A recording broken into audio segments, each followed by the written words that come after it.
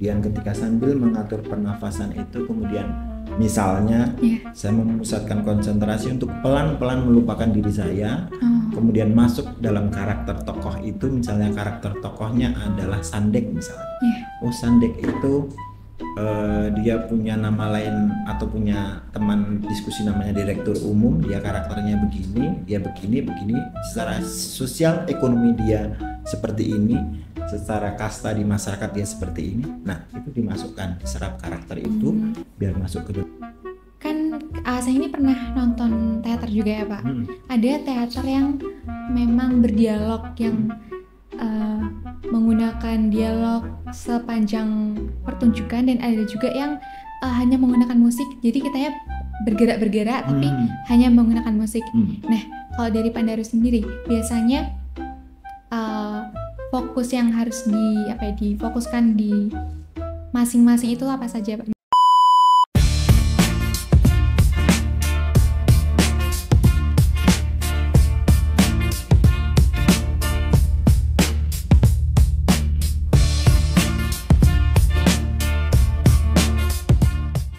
Halo Sobat Singapot, kembali lagi dengan Singapot Mansei Nge-Podcast.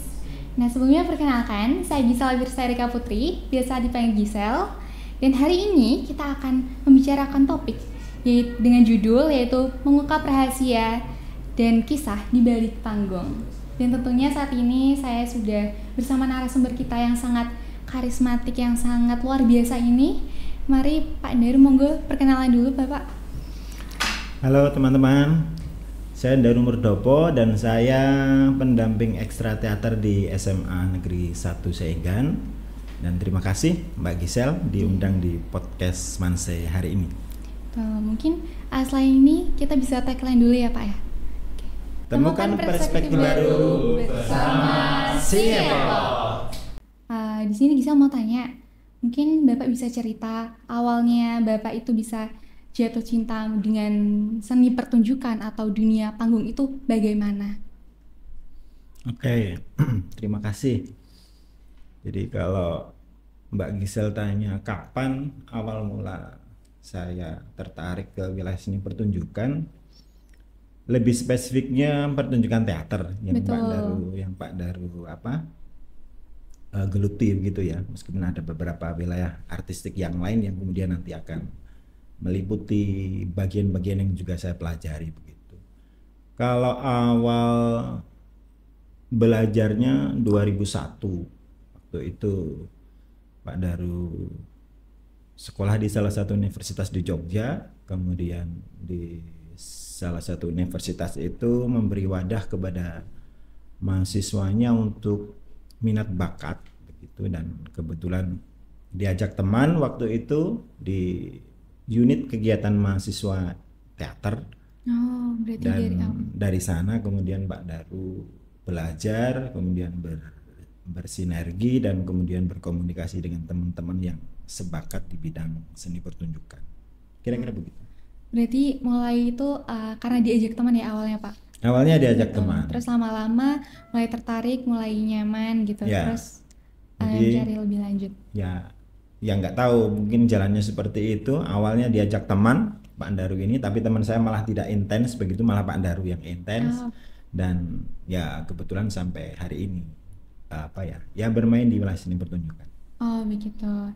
Dan ini kan berbicara tentang seni pertunjukan di panggung ya Pak. Itu berarti kan kita tampil di depan banyak orang.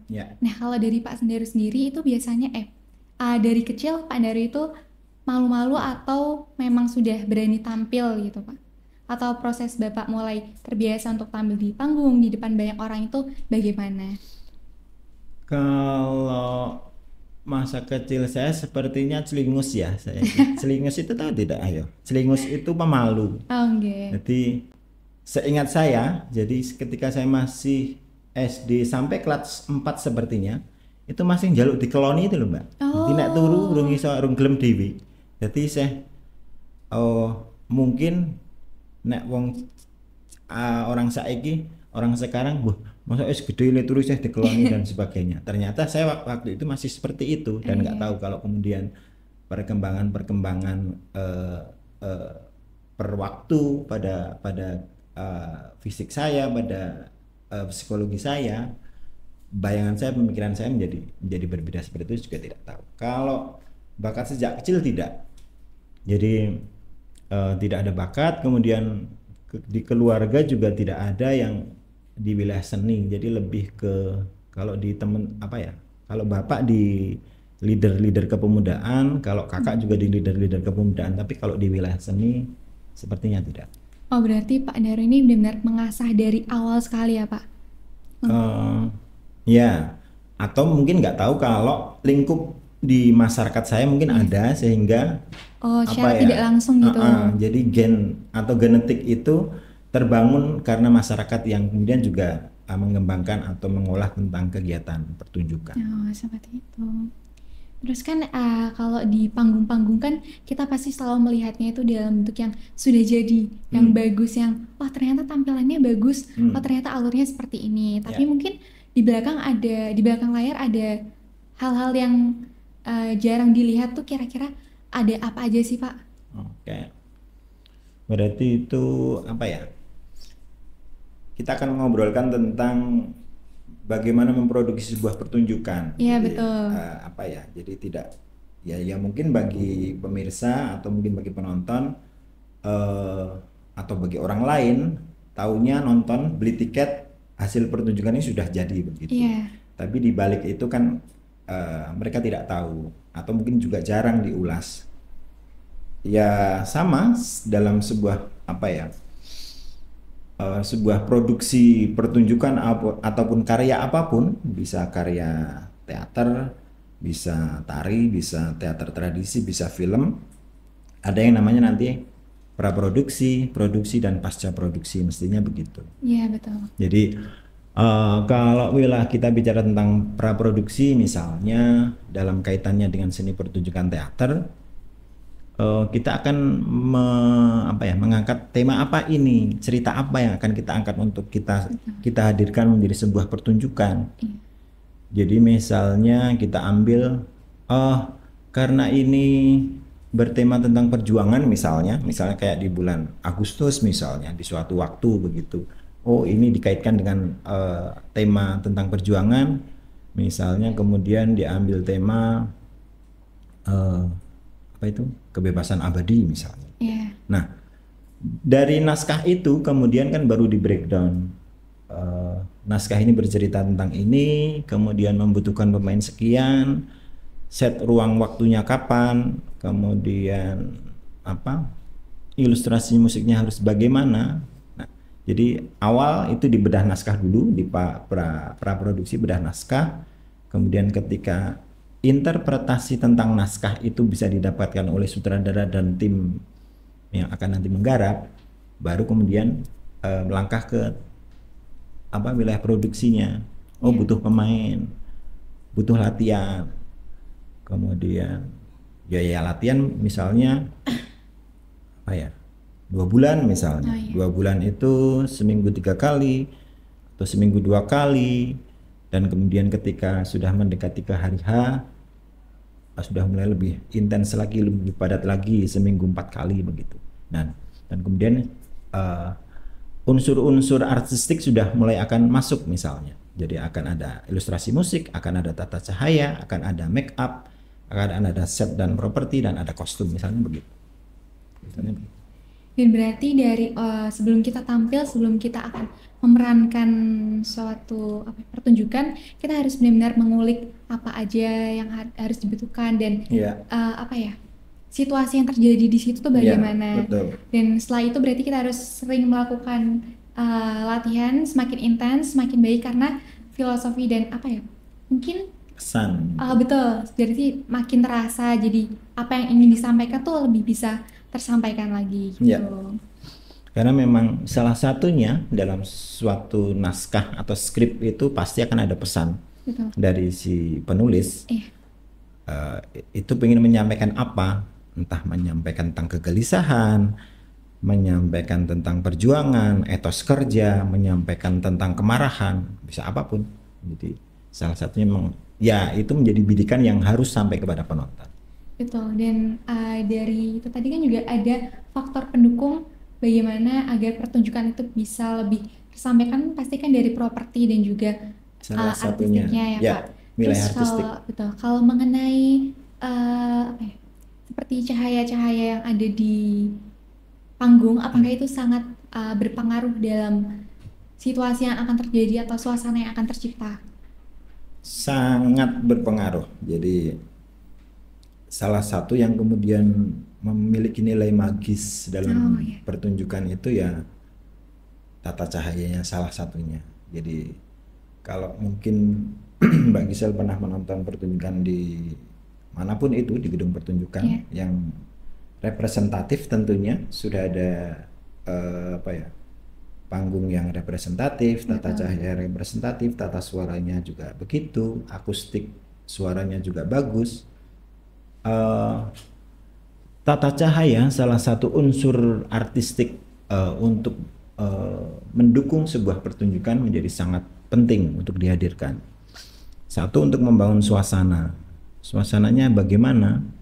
Jadi misalnya di cerita, di naskah itu adalah suatu sore ada pertemuan antara tokoh A dan tokoh B misalnya, dan bagaimana kemudian tata cahaya itu menerjemahkan color atau tone sore hangat atau sore itu bagaimana. Jadi apakah dengan pemilihan filter dari lampu itu atau pilihan warna pada lampu tersebut. Maaf juga Pak. Ya. Pak Daru di rumah ya Pak? Nah, ini itu saya punya naskah Pak dari anak saya. Oh. Nah ini katanya ini suruh benahin. Ini kan katanya di dalam rumah. Latarnya malam tapi cahayanya kok putih Pak. Putih dari kena sinar matahari. Yo nggak masuk tuh Pak. Malam harus tuh Pak. Masa kena sinar matahari. Kalau gitu gimana Pak? Yang dibikin ini itu tugas apa tuh ngantek tata cahaya kan? Saya tak ndelok. Bikin film Pak. Oh ya, kreatif ya. Oh, apa tadi? Mintanya malam dong? Malam tapi cahayanya kuning dari sinar matahari. Ya. Ya ora patek mlebu. Ya mlebu ya iso mlebu liyane engko. Nah, maksudnya kalau kemudian kita mau mencoba menghadirkan ruang itu malam misalnya, malam begitu toh? Misalnya salah satunya dikasih backlight warna biru misalnya, tapi juga tidak harus. Misalnya dikasih backlight warna biru, tapi tetap dari key lights atau front lightnya tetap dari warna-warna netral, misalnya warna-warna kuning atau warna-warna ya tetap warna-warna kuning ya. Ada campuran putih sama kuning. Itu mungkin akan lebih dapat kira-kira begitu. Suasana ruang tamu enaknya. Ruang tamu itu kaitannya dengan cahaya apa kudu misalnya nek saya ya. Nek saya mungkin ya dibuat senatural mungkin saja. Ya, natural saja mungkin yang akan lebih membantu misalnya nenggon ruang tamu ki misalnya kudu ono ODD misalnya lo ya.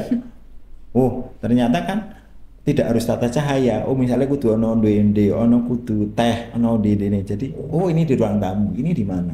Tapi kalau terkait dengan tata cahaya atau penataan ruang ya bagaimana kalau di ruang tamu itu misalnya ada rak di dekatnya, ada bacaan koran, majalah, buku. Kemudian ada vas bunganya di sini misalnya.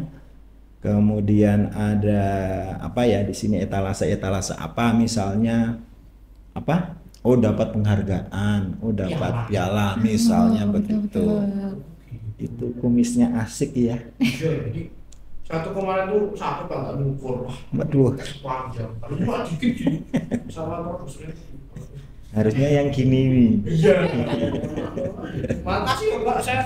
Ya, sama-sama. Ya. Monggo. Oh iya. Ya, sip. Saya tuh tak tinggal sebentar, ruangan ini kok kotor banget. Oh, ya, siap. Wah. G. Siap. Masuk. Monggo.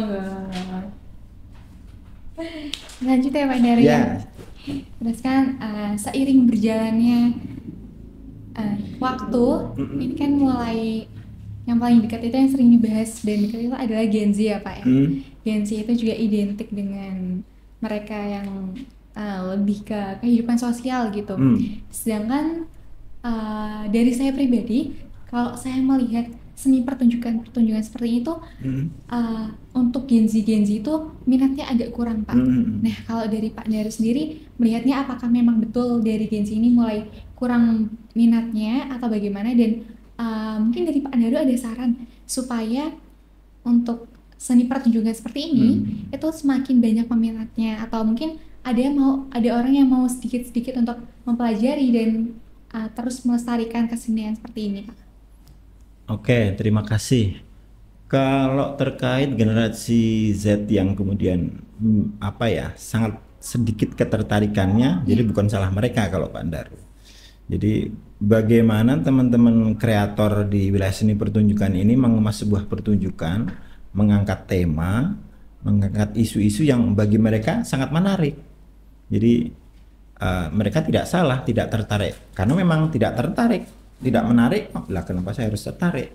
Itu yang kemudian yang harus menjadi introspeksi bagi, atau mungkin juga perenungan bagi teman-teman kreator di wilayah seni pertunjukan. Jadi piye carane atau bagaimana caranya biar generasi sini boleh dikeluti Mbak On, sini juga. Oh ya, siap. Nah sambil itu, jadi bagaimana mengemas sebuah pertunjukan itu, temanya kemudian disesuaikan dengan segmentasi anak-anak Gen Z. Berarti jadi, disesuaikan dengan seiring berjalannya waktu ya Pak? Iya, harus begitu, harus mengikuti seperti itu. Kalau kemudian misalnya saya menggarap kemudian yang Romawi terus, yang klasikan terus, bagi anak-anak mungkin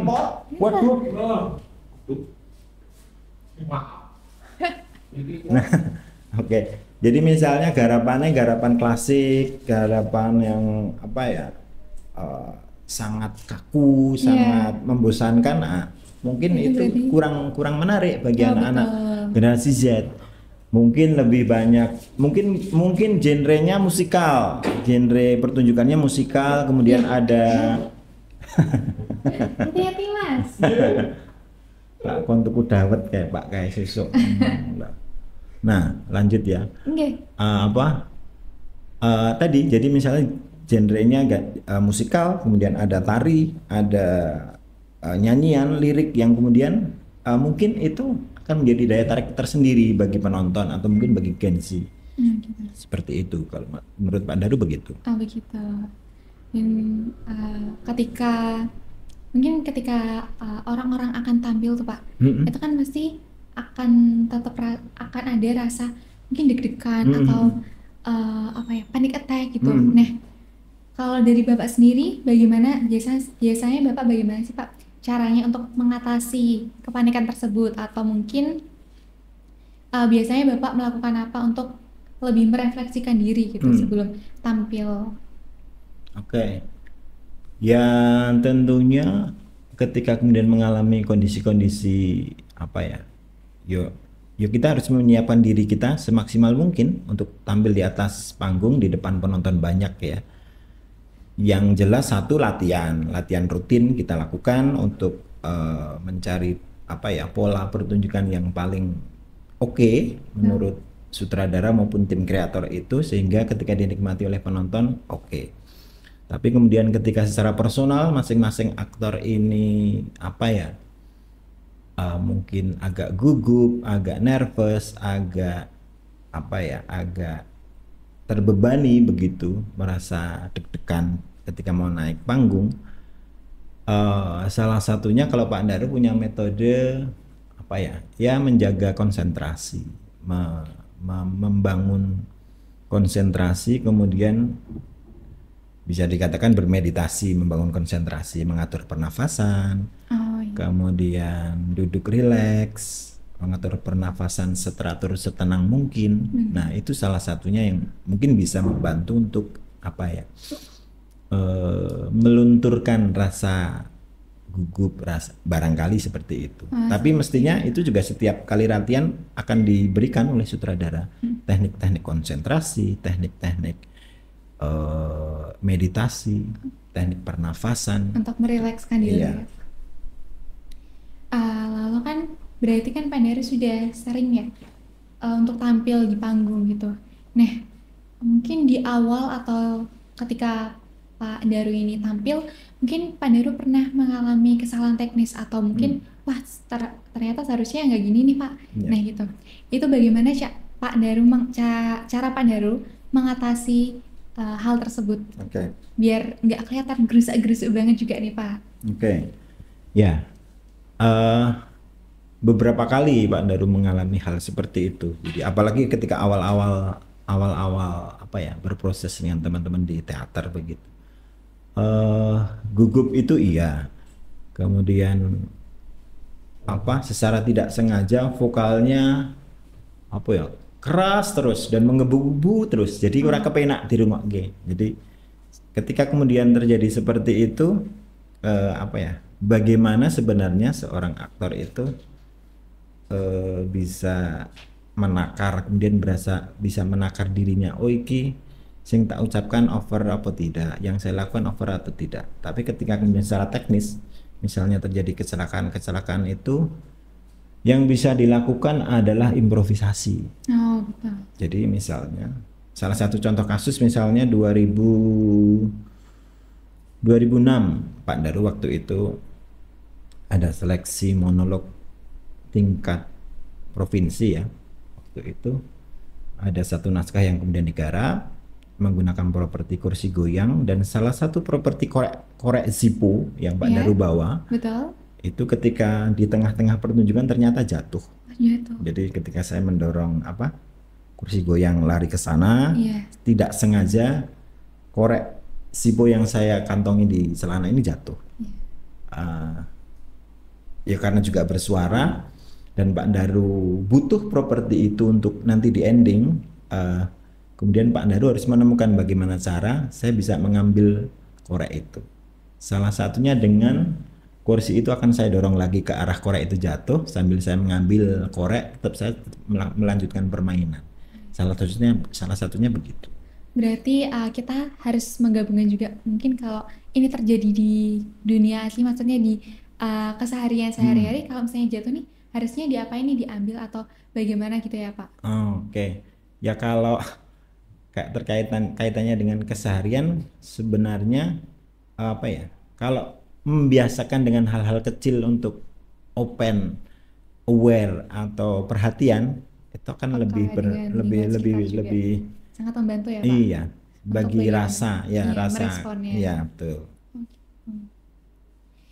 Terus tuh Kak, saya ini akhir-akhir ini sering mendengar kayak kalau ikut teater atau pertunjukan tuh malah nanti jadi kebablasan, kayak jati dirinya hilang Pak, karena terlalu jauh masuk ke perannya. Nah, kalau dari Pak Daru sendiri, apakah Pak Daru pernah sampai di titik itu, atau mungkin pandangan Pak Daru tentang hal-hal seperti itu bagaimana Pak?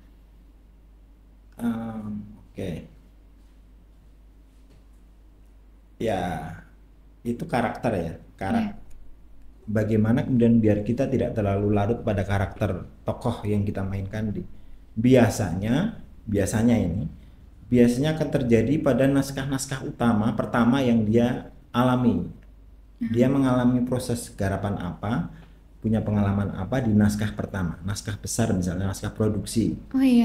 Atau mungkin juga bisa naskah kecil sebenarnya, tapi itu adalah pengalaman pertamanya. Biasanya itu yang kemudian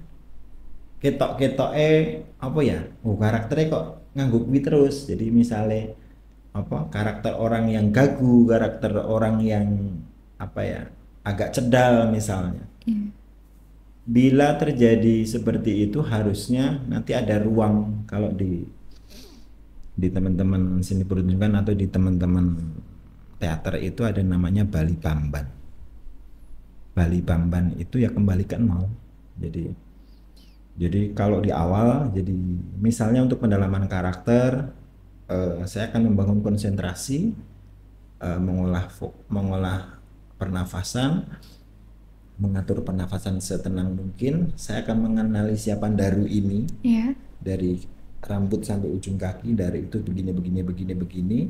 Kemudian ketika sambil mengatur pernafasan itu, kemudian misalnya saya memusatkan konsentrasi untuk pelan-pelan melupakan diri saya, kemudian masuk dalam karakter tokoh itu, misalnya karakter tokohnya adalah Sandek misalnya.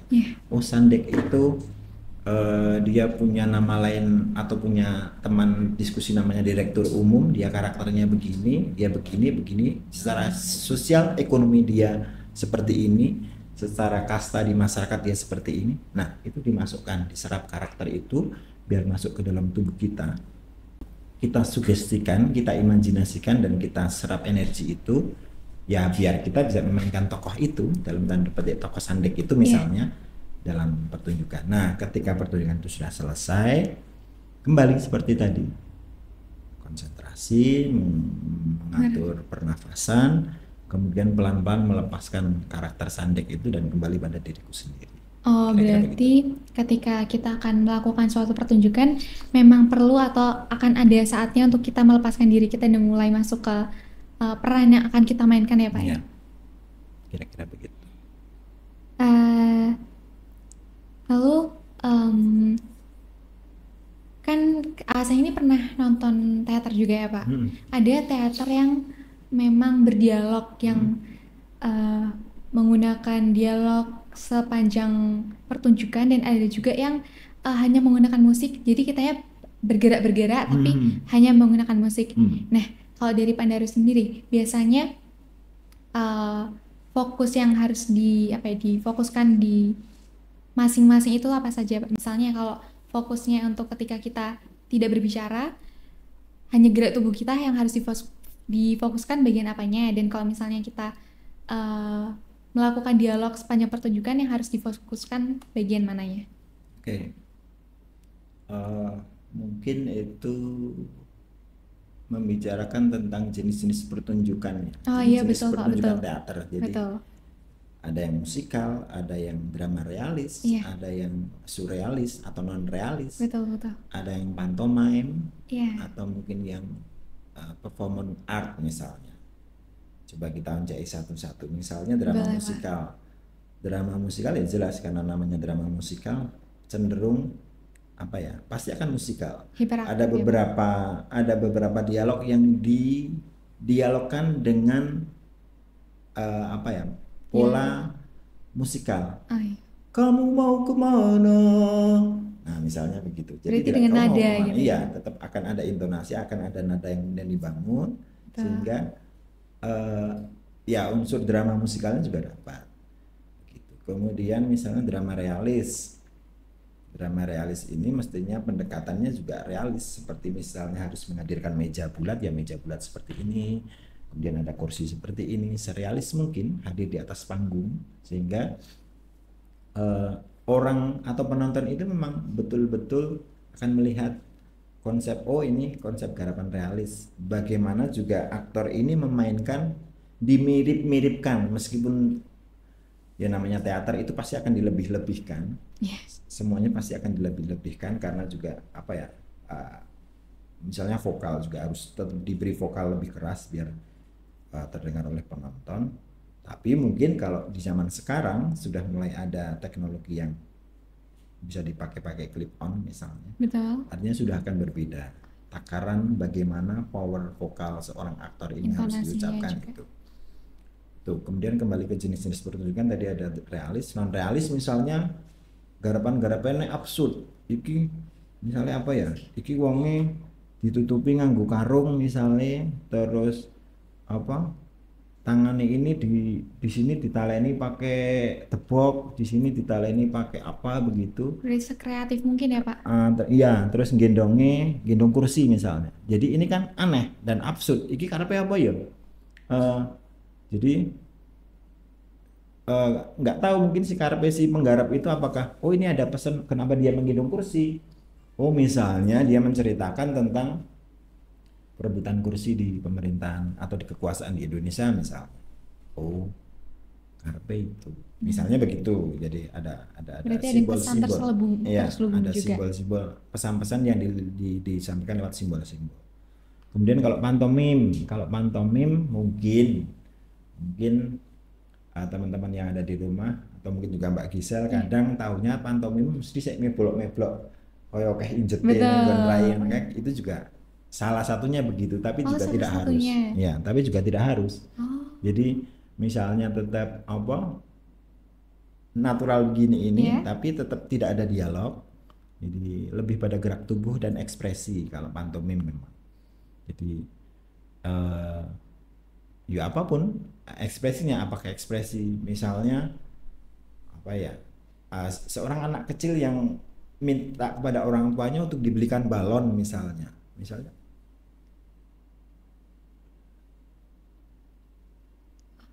Berarti ekspresi itu sangat dibutuhkan sekali. Iya. Bagaimana ekspresi ini dihadirkan di depan penonton sehingga pesan, oh ini karepe seperti ini, biar kemudian bisa dapat. Kira-kira begitu. Kalau dari Pak Daru sendiri sudah pernah memainkan apa saja dari yang sudah Bapak sebutkan itu tadi, Pak? Kalau Pak Daru belum pernah bermain pantomim karena pilihannya memang juga tidak, karena bakat mungkin ya, di wilayah pantomim kurang begitu, jadi Pak Daru tidak memilih ke wilayah sana. Kalau naskah apa yang pernah Pak Daru garap dan pernah Pak Daru mainkan, tidak tahu berapa ya, mungkin ada beberapa dan mungkin sebagian sudah lupa. Sebaiknya kalau kita telusuri dari 2001 ada Dalam Bayangan Tuhan, 2002 ada Sarekat Kacamata Hitam, 2003 Kosong, 2004 ada Orang-orang Batu, 2005 Kenarok Milenium, 2006 Kiblat Tanah Negeri, 2007 apa gitu. Itu yang Pak Daru main ya. Tapi setelah 2007 itu Pak Daru lebih ke membuat naskah sendiri dan menggarap mulai menggarap ya. Dan berarti Bapak kan sudah banyak sekali tampil ya Pak ya. Nah, ketika Bapak selesai tampil itu Pak, yang dirasakan Bapak tuh apa? Mungkin ataukah selalu puas dengan hasilnya, atau selalu kayak kok tadi gini ya Pak, kok tadi gini ya, atau lebih condong ke apa Pak? Kalau saya ya yang utama bersyukur karena pertunjukan sudah selesai. Apapun itu hasilnya, bagus banget atau jelek banget, mestinya di masing-masing kesempatan itu akan ada nilai yang bisa kita dapatkan. Mungkin saya berkolaborasi dengan banyak orang yang berbeda, saya menggarap genre pertunjukan yang berbeda, jadi tidak masalah bagi saya. Kemudian ketika ini bagi penonton pentasmu ki elek we urung misalnya, iya serem toh, elek we urung itu elek we urung ya Pak ya, orang ming elek we urung kepiye. Kadang terjadi seperti itu, jadi cuman memang itu kadang guyonan sama teman-teman, jadi untuk lebih menyemangati itu ya itu kalau Pak Daru apa yang kemudian dirasakan, ya bangga, kami pasti akan bangga bersama kelompok karena teater kerja tim antara aktor, tim artistik, tim produksi, kru panggung dan semuanya saling mendukung. Dan di situ kan berbagi rasa ya, bagaimana rasa masing-masing personal ini untuk kemudian diluruhkan, diredam egonya biar kepentingan bersama ini bisa terwujud. Kalau ya makanya saya cenderung pasti akan selalu senang, bangga, bersyukur bisa berpentas dengan siapapun itu, biar mungkin bisa dengan murid saya, mungkin dengan orang lain, mungkin dengan orang yang lebih tua atau lebih muda, ya senang saja kalau saya. Ya berarti yang paling penting kita harus mengapresiasi dulu ya Pak ya. Betul. Terus dari sepanjang Bapak menampilkan pertunjukan atau entah itu di panggung atau di balik layar, apakah ada pesan-pesan yang bisa dijadikan pelajaran Pak? Oke. Ya apa ya, selama saya berproses di wilayah seni pertunjukan di dunia teater, saya juga tetap menerapkan kedisiplinan untuk proses latihan. Jadi disiplin mungkin di segala lini seni atau segala lini kehidupan ya. Jadi mungkin tidak harus disiplin hanya dimiliki oleh orang-orang yang kemudian punya punya kaitan atau ikatan dengan kedinasan juga tidak. Jadi yos, apapun itu di keseharian kita pun ketika kita lakukan dengan disiplin dia akan bisa mencapai pada cita-cita itu. Kembali ke kemudian apa yang kemudian didapatkan ya, belajar tentang kedisiplinan. Belajar tentang bagaimana berbagi rasa dengan teman lain. Bagaimana kemudian berkomunikasi dengan teman lain yang juga. Tidak hanya mementingkan diri sendiri ya pasti. Ya, tuh. Jadi kemudian bagaimana merancang sebuah pertunjukan yang kemudian bisa mengakomodir semua kepentingan teman-teman, dan teman-teman juga merasa enjoy, nyaman untuk melakukannya. Apalagi ya, termasuk ya kalau pengalaman di balik panggung, bagaimana nah ini Mbak Gisel. Jadi ada wilayah kerja yang di belakang panggung yang mungkin kalau Pak Ndaru mengistilahkan itu kayak kerjanya bapak-bapak atau tentara di Kopassus itu ya. Gitu. Cepat, senyap. Jadi cepat, senyap, dan tepat. Itu kerja di belakang panggung seperti itu. Berarti walaupun cepat tidak boleh gerusak-gerusuk gitu ya. Tetap harus tenang. Iya. Makanya begitu. Jadi bagaimana kemudian misteri di panggung itu bisa terjadi, salah satunya misalnya perubahan babak 1 ke babak 2 misalnya. Babak 1 itu misalnya berada di tengah hutan yang kemudian di situ ada salah satu bunga besar misalnya, atau salah satu pohon besar misalnya. Kemudian akan berubah menjadi istana di set keduanya misalnya. Itu bagaimana koordinasi manajemen pertunjukan di balik layar itu untuk mengkomunikasikannya. Apakah tim misalnya penata artistiknya itu sudah mendesain bahwa artistiknya ini akan dibuat knockdown. Jadi ketika dua sisi, satu sisi depan ini dipakai untuk adegan pertama, ketika dibalik bisa diputar ini untuk adegan kedua misalnya, akan jadi begitu. Itu salah satu misterinya begitu. Atau salah satu kejutan-kejutan yang ingin dihadirkan dalam sebuah pertunjukan teater begitu. Salah duanya misalnya akan ada properti lain yang kemudian dihadirkan, di mana itu kecepatan dan ketepatan kru panggung tadi untuk, jadi misalnya adegan pertama di sini kosong, ada pohon besar saja. Di adegan kedua ketika ini balik, ini menjadi ada keraton, dan kemudian di sini atau ada istana, di sini akan ada kursi-kursi atau kotak-kotak apa misalnya. Nah itu kru kemudian akan bekerja. Lalu berbicara tentang seni lagi Pak ya. Kalau menurut Pak Ndaru, apakah semua orang itu punya sisi seni dalam diri mereka masing-masing, atau hanya orang-orang tertentu saja gitu Pak? Kalau menurut Pak Ndaru, jadi masing-masing orang ini bisa bermain teater. Mbak Gisel bisa bermain teater, teman-teman siapapun bisa bermain teater, cuman dia menyadari atau tidak. Contoh misalnya adiknya Mbak Gisel ya, misalnya, atau sepupu atau siapa, menangis, merengek-rengek pada orang tuanya atau kakaknya untuk dibelikan es krim misalnya, itu sudah bermain teater tanpa disadari. Iya. Bagaimana dia membangun dialognya sendiri, membuat naskahnya sendiri, membuat ceritanya sendiri, alurnya. Dia menyutradarai sendiri, dia berekspresi sebagai aktor. Iki benar kok dituwake es krim, Mas aku urung dituwake es krim, ini jariku kon tuwake, dan sebagainya. Bagaimana ekspresi ini dihadirkan? Bagaimana suara vokal ini dia ciptakan biar bisa mempengaruhi. Kok tak tuwake wis gampang misalnya begitu. Nah, tanpa disadari semua orang melakukan aktivitas berteater, tapi tidak disadari, dan ya itu terjadi di keseharian kita di manapun itu, di keluarga, di masyarakat, atau mungkin di sekolah.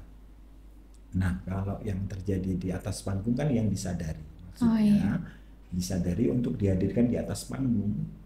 Bagaimana cerita ini kita bangun, sadar membangun cerita, sadar membangun artistik, sadar membangun ruang-ruang atau pesan yang ingin disampaikan kepada penonton, sadar membangun musikal atau ilustrasi musik untuk membangun suasana ini gitu. Jadi ya mestinya tetap sadar betul menghadirkan pertunjukan di atas panggung berdasarkan konsep ya tentunya. Konsep apa yang akan ditawarkan itu. Lalu ketika mungkin orang sedang tampil di panggung, menurut Bapak yang akan membuat orang itu terlihat benar menyala gitu, itu apa ya Pak ya? Lebih pada penghayatan. Penghayatan. Aktor itu ketika menghayati salah satu tokoh karakter yang dia mainkan. Jadi misalnya apa ya? Misalnya ada tokoh pergerakan kemerdekaan di Aceh, siapa kira-kira? Perempuan. Menurut Mbak Excel siapa? Aduh, siapa Pak itu Pak? Misalnya Cut Nyadin. Iya, Cut Nyadin. Cut Nyadin karakternya dia adalah perempuan tangguh, perempuan pemberani begitu, dan dia tidak mau duduk saja ketika penjajah kemudian ya menindas bangsanya dan rakyatnya begitu. Jadi dia melakukan perlawanan. Bagaimana kemudian ketika kita ingin mengambil karakter itu, sosok pemberani, tangguh, perempuan lagi, dan ya misalnya kemudian salah satunya dibantu dengan dengan meditasi, kemudian mendalami tokoh itu ketika ruang dan waktu yang diciptakan. Misalnya di Aceh, di Aceh itu budayanya begini, logat bicaranya begini, kemudian suasana musikal yang sering terjadi di daerah saya itu begini. Nah itu akan cukup membantu. Sangat membantu ya Pak ya sepertinya. Lalu mungkin dari Pak Daru punya pesan untuk kesenian untuk anak-anak Gen Z agar mereka lebih tertarik lagi dalam sebuah kesenian atau penampilan di panggung, itu apa Pak? Oke. Kalau menurut Pak Daru, karena apa ya, mungkin bisa istilahnya panggung juga berada di genggaman mereka, di HP kalian. Jadi panggung juga tidak harus berada di panggung yang sangat representatif, luasnya sekian, tidak. Panggungnya bisa di HP kalian. Bagaimana kalian akan bisa berekspresi, bagaimana teman-teman bisa mencari pengalaman, atau misalnya misalnya ada yang suka atau seneng, nek nang pasar tuku apa kudu tak upload iki. Betul. Kudu ndritik iki tuku kobis, tuku tomat, tuku gereh dan sebagainya. Misalnya, halo teman-teman, ini saya gereh loh, misalnya. Selalu harus didokumentasikan ya Pak begitu. Jadi tanpa sadar kan mereka sebenarnya juga melakukan kerja-kerja dokumentatif. Jadi saya pergi ke pasar A misalnya, saya membeli ini di suatu pagi begitu. Nah, kalau pesan lagi kepada teman-teman Gen Z ya ada banyak ruang yang bisa kalian gunakan untuk berekspresi. Jadi salah satunya juga di wilayah seni pertunjukan. Atau kalau kalian lebih pede lagi pada gadgetnya kalian masing-masing, ya coba saja diolah seni peran kalian itu kalau di depan kamera bagaimana. Karena kan juga di ruang-ruang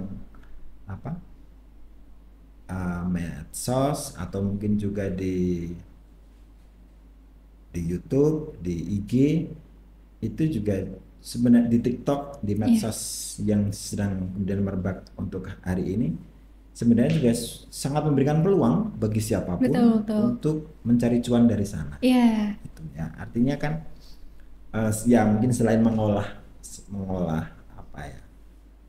seni perannya secara tidak langsung, juga membuat konten-konten kreatif untuk ya mungkin isenggu nambahi tukon cilok, nambahi tukon Mbak Gisel misalnya, iki isenggu nambahi tuku blush on kan ya misalnya. Betul.